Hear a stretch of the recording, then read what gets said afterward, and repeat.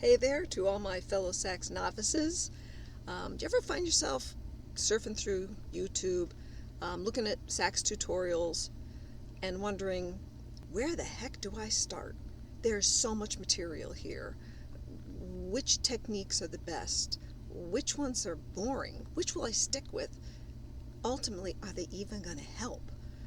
Well, I ask myself those questions a lot. Found myself jumping from one idea to the other, jack of all trades, master of none kind of thing. And I thought maybe it would make sense for somebody to actually try these techniques out and let people know how they go. And that was the idea for this channel. So welcome to Do It To It Sax, where I take on the tips, techniques, the tricks of the pro sax players and try them out so you see what works.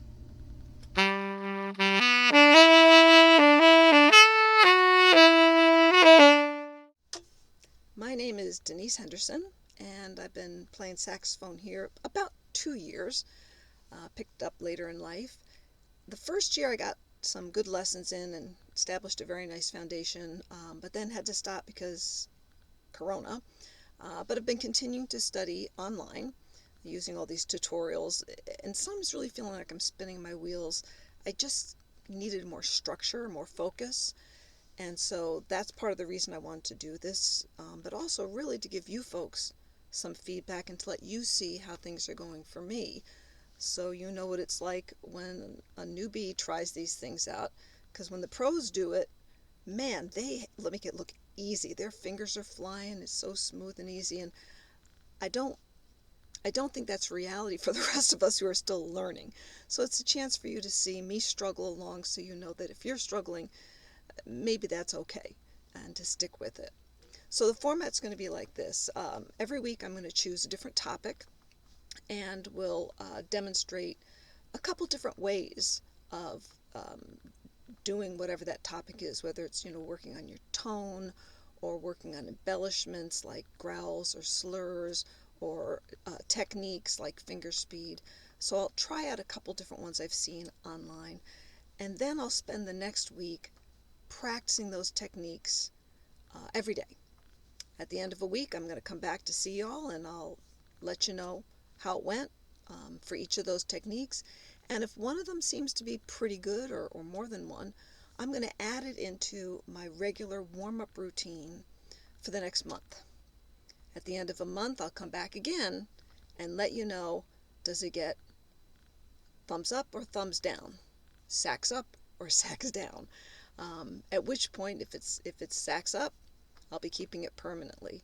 And hopefully as we go along, you'll see some things that might intrigue you, and you'll want to give them a shot too.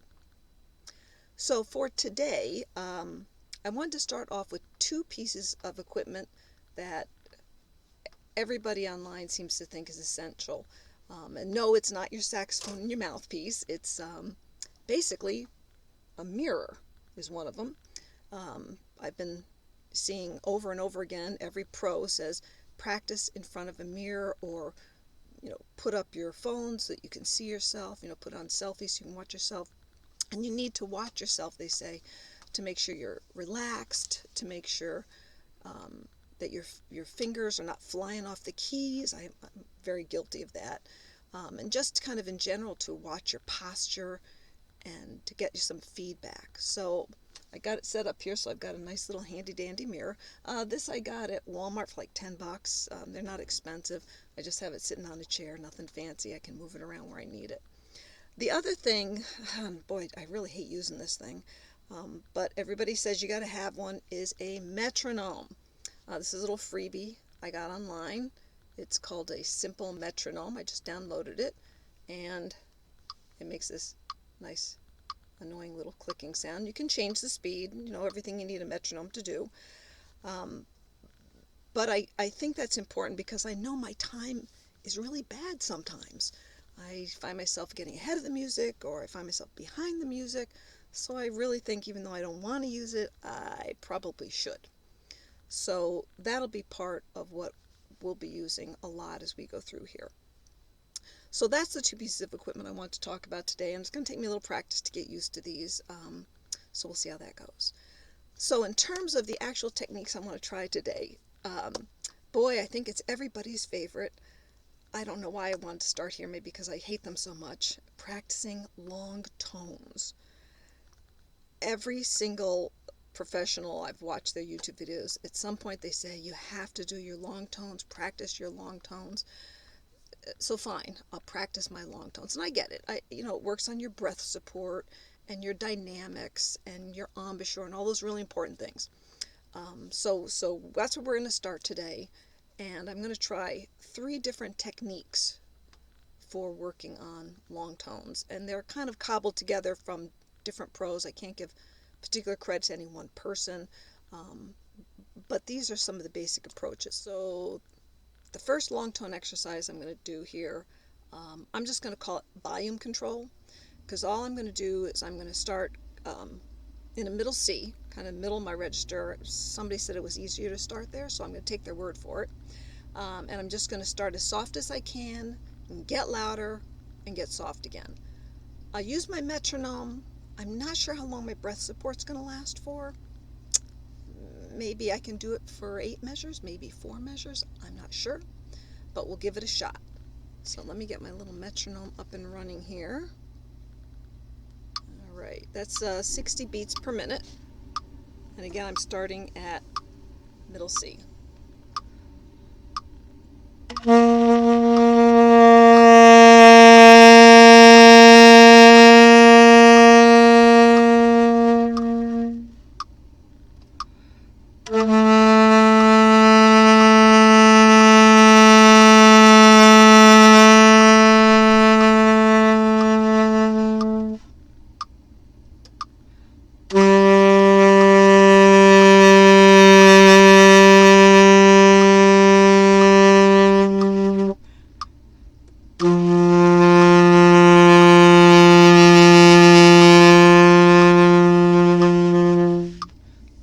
Alright, I'm going to stop there because it's kind of boring, but it's not hard to do. It could use some work. I'm not getting as soft as I'd like, probably not getting as loud as I'd like either, but I'll work on it.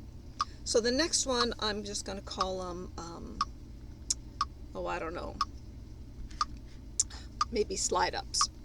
And this is where you start on a lower note. I'm going to start on a low C, and you hold that note for a count of 3, then you go up to the next highest note, which would be the D, for 1 beat, and then down for 4.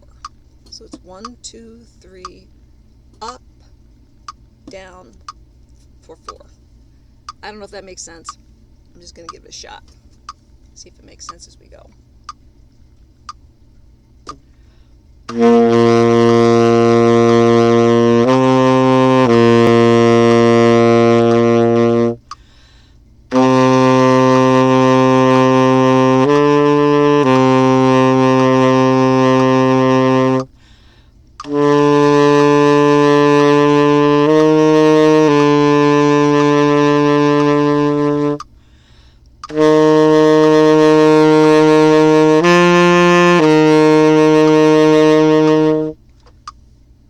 So that was okay. It wasn't as boring, and I could just hit it kind of like a nice solid note. I noticed using more breath support was important there, so I might be able to actually change my metronome at some point so that it takes me longer to go through those 8 beats. So there's that one, and those I'm going to call those kind of sliding up. Next one I'm going to do is something that I'm going to call octave jumps.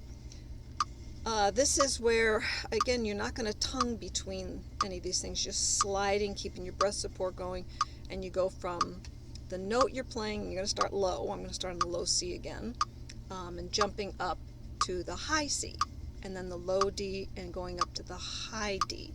I don't know how to do altissimo yet. I don't know how high it can go on this thing, but we'll give it a shot. Alright, so give this a shot, starting with the low C.